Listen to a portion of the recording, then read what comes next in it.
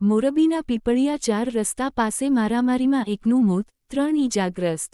મોરબીના પીપળિયા 4 રસ્તા નજીક બે જૂથ વચ્ચે મારામારી થવા પામી હતી, જે બનાવમાં 26 વર્ષીય યુવાનને છરીના ઘા ઝીકી દેતા ઈજાગ્રસ્ત યુવાનનું સારવારમાં મોત થયું હતું અને બનાવ હત્યામાં પલટાયો છે. પોલીસે બનાવ મામલે ફરિયાદ નોંધવા તજવીજ હાથ ધરી છે.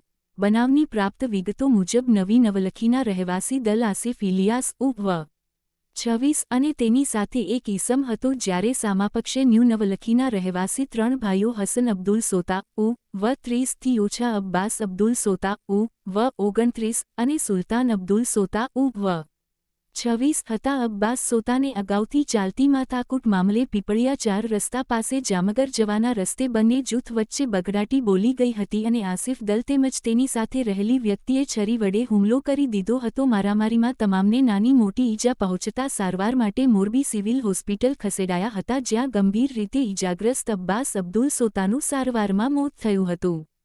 મારામારીનો બનાવ હત્યામાં પલટાયો છે, જેથી પોલીસે હત્યાની ફરિયાદ નોંધવા તજવીજ હાથ ધરી છે. મારામારીના બનાવમાં સામેલ મૃતક પક્ષના 3 અને સામેના પક્ષનો 1 એમ 4 વ્યક્તિ સારવાર હેઠળ છે અને એક અજાણ્યો ઈસમ નાસી ગયો છે, તેમજ સિવિલ હોસ્પિટલ સારવાર માટે લાવવામાં આવ્યા બાદ પણ બંને પક્ષે મારામારી કરી હોવાનું સૂત્રો પાસેથી જાણવા મળ્યું છે. રિપોર્ટર ધવલ ત્રિવેદી, મોરબી.